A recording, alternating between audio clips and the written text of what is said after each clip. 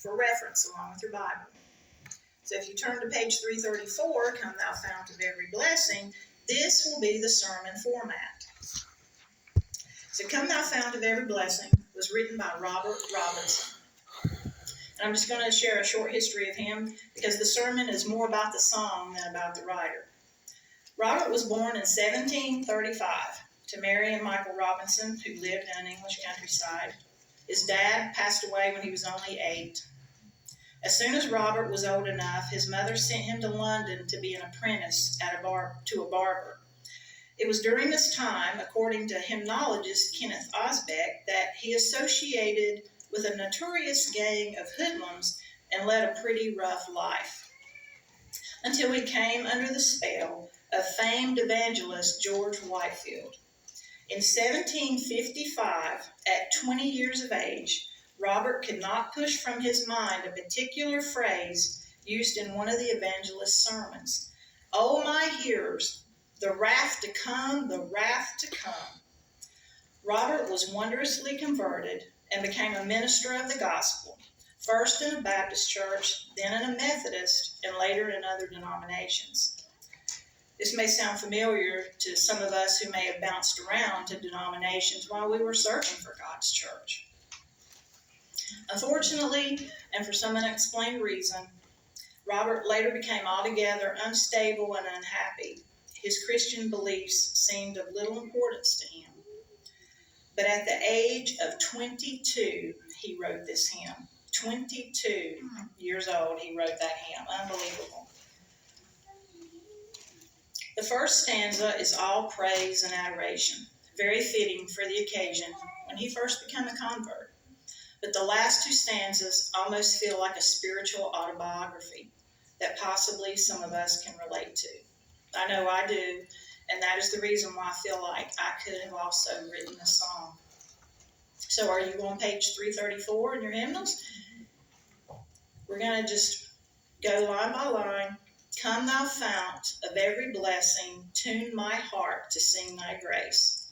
Psalm 36:9 says, "For with you, Lord, is the fountain of life." He is the fount of every blessing. He starts in the song with an invitation to the Lord, come. You know, every day we should extend an invitation for the Lord to come. Come into our hearts. Come and be a part of our day. If you think about it, the whole Christian experience is based on 2 invitations. The first is from us to him. We have to invite him into our lives. He stands at the door and knocks, but he will not force his way in. We have to open the door and invite him. Invite him in and ask him to live in you and through you, to change you, to mold you, to be a faithful and happy servant. The second invitation is from him to us. When the thoughts of the 2 invitations came to me early one morning while still lying in bed, I was thinking about our invitation and his invitation, and I remembered something in Revelation 22 where he said, come. It was Revelation 22:17, and he said, "And the Spirit and the bride say, come, and let him that heareth say, come, and let him that is athirst come, and whosoever will, let him take the water of life freely." I like how, he's the fount of every blessing. We think of a fountain of water. And, of course, he says, let him take the water of life freely. God is related to water because water cleanses us. It gives us life. And he is that life. Amen. Robert then asked for God to tune his heart to sing thy grace. You know how a musical instrument needs tuning? You know that, Pedro, don't you? A car needs a tune-up. It all revolves around making the instrument or vehicle play or run smoothly. But how would our hearts get a tune-up? How do you tune the heart or the soul of a man? Well, spiritually speaking, I would say that God has given us his word, which converts and tunes our hearts to desire and understand spiritual things. To sincerely praise God and sing his grace, we truly need our hearts to be in tune with him. We can have this by reading his word, and speaking with him through prayer. This is the heart tune-up that we all need on a continual basis to grow as a Christian. So the next line of the song is streams of mercy, never ceasing. Calls for songs of loudest praise. Psalm 145:9 says, "The Lord is good to all, and his tender mercies are over all his works." Psalm 89:1 says, "I will sing of the mercies of the Lord forever. With my mouth will I make known your faithfulness to all generations." His mercy does call for songs of loudest praise. Many times the Bible tells us his mercy endures how long? Forever. Forever. His mercy endures forever. We read that many times throughout the Bible. So he wants us to know how deep and far his mercy goes. Knowing that he rains down his mercy upon us every hour, we should want to sing his praise.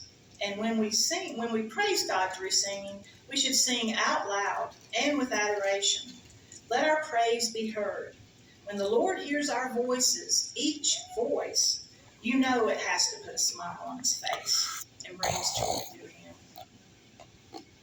So the next line, the verses in the psalm are, "Teach me ever to adore thee. May I still thy goodness prove, while the hope of endless glory fills my heart with joy and love." That's beautiful, but I found out that's not part of the original song written by Robert.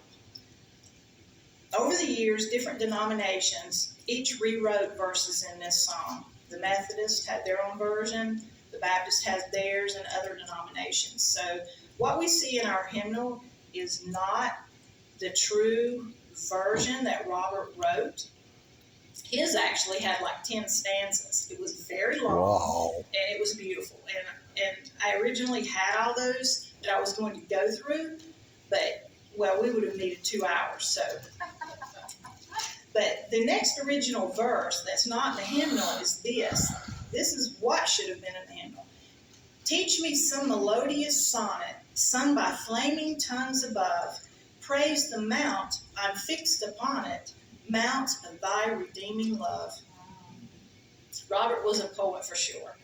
And it would have been nice to have the original songs completely in full in our hymnal, because I believe these songs in the hymnal are inspired. And it would be nice to be able to sing it in its fullness. But the next verse that is not in our hymnal, I had to share. "Sorrowing I shall be in spirit, till released from flesh and sin. Yet from what I do inherit, here thy praises I'll begin." So we haven't gotten our inheritance yet because we're not there yet, but I can, and you can, while here thy praises will begin. I love that part. Now we come to the second stanza that we all can recognize. "Here I raise my Ebenezer, here by thy great help I've come." Now our hymnal says, "Hither by thy help I've come," but Robert's version said, "Here by thy great help I've come." A little difference in the two, but very close. If you've read Samuel, you probably know what the Ebenezer is. But let's turn there and review it. 1 Samuel 7, starting with verse 8. 1 Samuel 7, verse 8.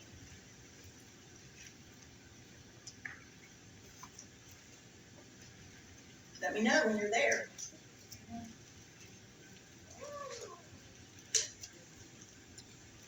"And the children of Israel said to Samuel, Cease not to cry unto the Lord our God for us, that he will save us out of the hands of the Philistines. And Samuel took a sucking lamb and offered it for a burnt offering, wholly unto the Lord. And Samuel cried unto the Lord for Israel, and the Lord heard him. And as Samuel was offering up the burnt offering, the Philistines drew near to battle against Israel.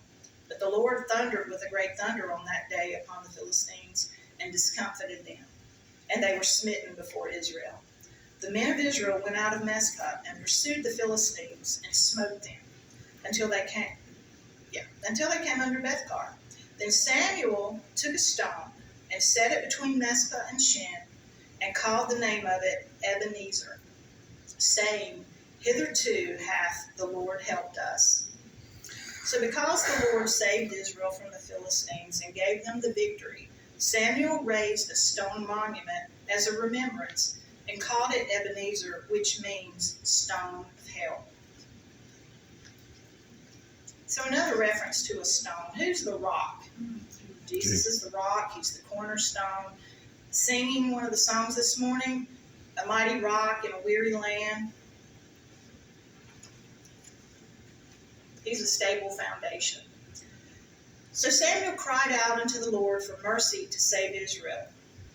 Now, how many times have you ever cried out to him, and he has delivered you, comforted you, healed you? This is why when we sing this verse, we should think of our own Ebenezer. That's what Robert did. He said, Here I raise my Ebenezer. God has delivered us from our trials throughout this life. He's been with us the whole way. He's brought us through to where we're here. We're here today. He has brought us all here today, even those who may be watching the live stream. He has brought each of us here for a reason and a purpose. It's not a coincidence or by chance that you happen to be here. He brought you here because he knows where you need to be, and he knows what's best for you. By bringing you here, he's trying to tell you something. You might say, well, I'm only here because I came with so-and-so. I just came out of obligation to so-and-so, and I don't even really want to be here. Well, guess what? You are here, and God made it happen. That's the way he works. God put people in your life, in your path, to bring you to this church. He gives us all so many opportunities to accept our calling. He literally has brought you to the doors of his truth. He has brought you through those doors to meet his fold. It's up to you whether you choose to stay or go. He won't force you to accept him or serve him, but it was God that saw you through those battles and trials that you've endured in your life to bring you this far. If you would have asked me 35 years ago that I would be up here giving a sermon, I would have said, no way, you're crazy. But I'm happy and blessed that he brought me here all those years ago. He introduced me to his fold, and I made a home here. I want to tell you the story of my first Sabbath here. I've never shared this with anyone, not even my husband, Doug, of 27 years. I was in my early 20s, so this was a long time ago, 30-something years ago. I had just gone through a divorce, and I was living back home with my mom and my stepfather, Bob. They had just recently found and joined the SDA church through an evangelistic series, and they had been in this church for maybe a year or so. My mom came into my bedroom on one Sabbath morning and asked if I wanted to go to church with them. For some odd reason that I now know, I said I would, but I don't have anything appropriate to wear. See, I was a young and worldly girl, and all of my clothes were party girl clothes. Mini skirts, things that were not appropriate to wear to church, and I wouldn't have out of respect. So my mom, who was now a Sabbath keeper, said to me, get up and let's go get you a dress. So we went out to the closest store to our house, which was a Kmart, and it was 9 o'clock on Sabbath morning. And now I know some may be possibly thinking that my mom broke the Sabbath. Well, maybe she did, but as far as my mother was concerned, she had an ox in the ditch. I was that ox in my lifestyle. The way I was living was the ditch, the pit. If you haven't heard that term before, an ox in the ditch, and you don't know what that means, let's turn to Luke 14, starting at verse 1. Luke 14, starting at verse 1.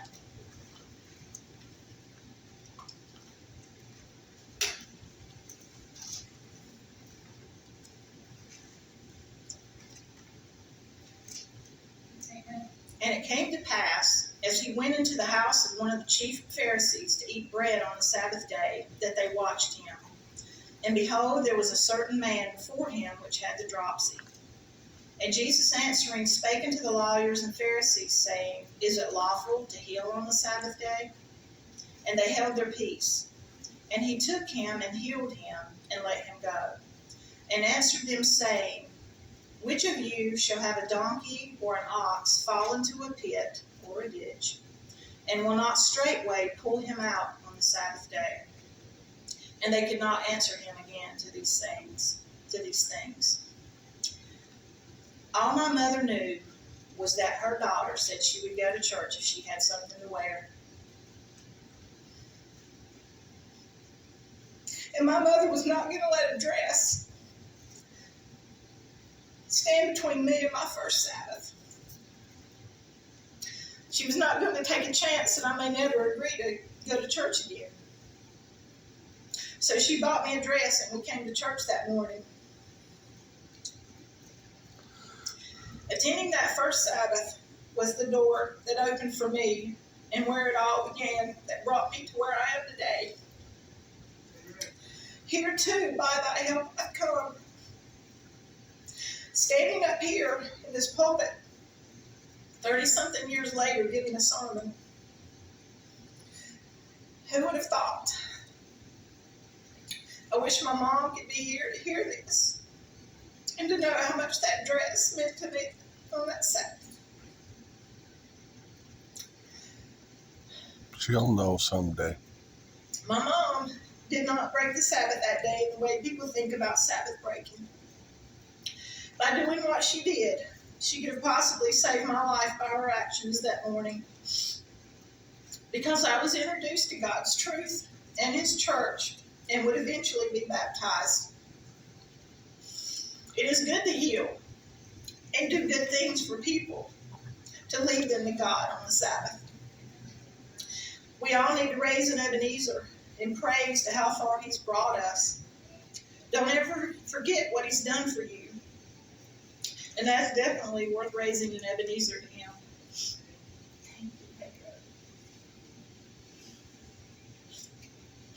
You know, I wish I still had that dress. Of course, I couldn't wear it now, but it would have been a great Ebenezer for me to remember how God and my mom, what they had done for me that Sabbath morning. You know, any good parent only wants the best for their child, no matter how old that child is.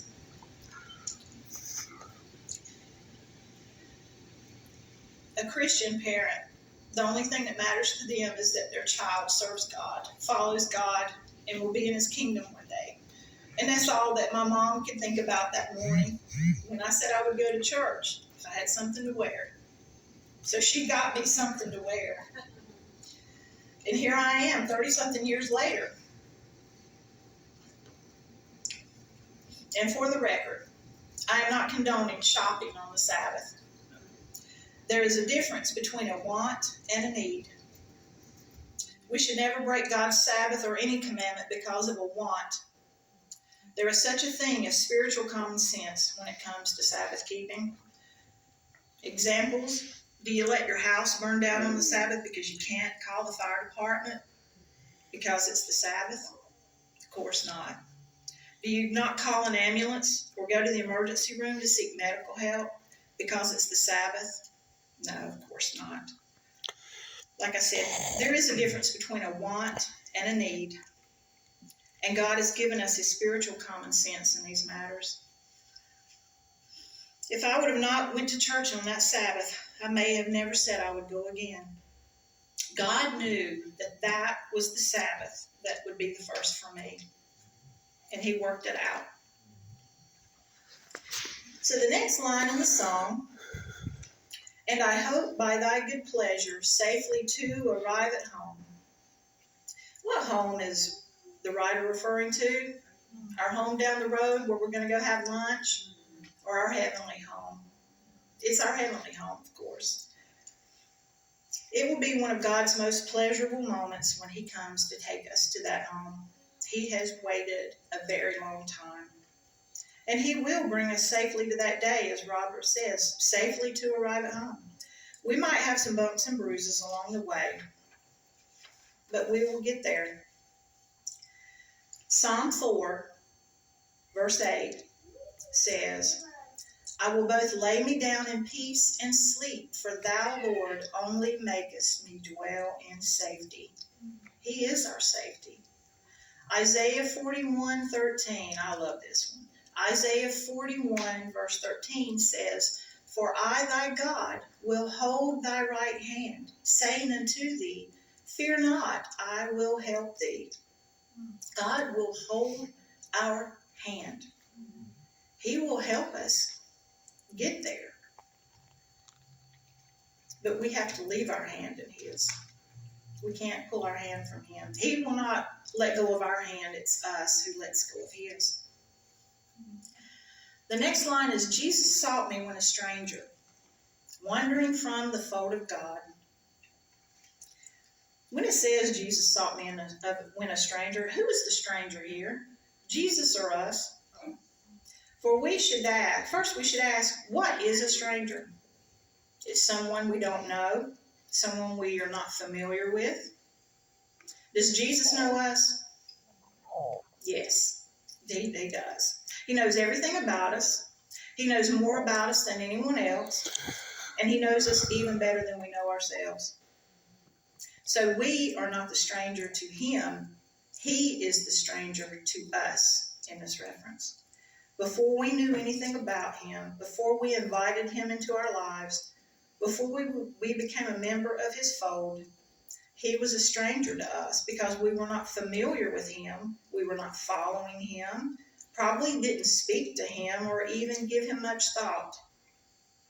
But he sought us out while we were yet still lost, and he brought us into his family.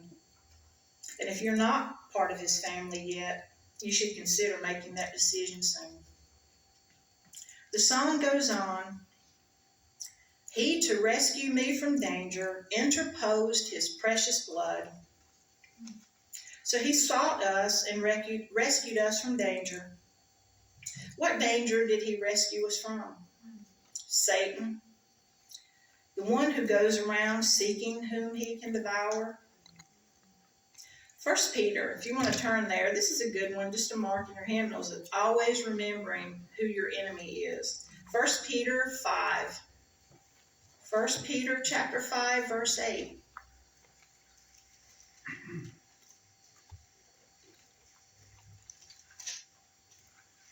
First Peter 5, verse 8. He told us to be sober, be vigilant, because your adversary the devil, as a roaring lion, walketh about, seeking whom he may devour. Not just rescuing us from danger, the danger of Satan, but he also made a plan to rescue us from sin, which is the snare that Satan uses to trap us. Jesus interposed his precious blood when he died on the cross. He took our place. His blood was shed for you and me. He gave us a way to escape, that he stood in our place. He died so that we would not have to die, because sin requires death. We're now on to verse 3. Oh, to grace, how great a debtor daily I'm constrained to be. The debt that we owe him can never be repaid. There's nothing we can do. We are continually beholden to his grace, but never asked to return the debt. We should take time daily to think of what we owe him. But yet he asks for nothing in return. It is truly a gift. But we still should feel the obligation to always think on these things, because it can only draw us closer to him. The next line of the hymn says, from the original text, let thy goodness like a fetter bind my wandering heart to thee. Now our hymnal says, bind me closer still to thee. But I like Robert's verse better, bind my wandering heart to thee. Do you happen to know what a fetter is? I wasn't completely sure, so I looked it up. It means a shackle, chain, irons, A fetter was what they bound prisoners' legs or feet together with, so they couldn't run.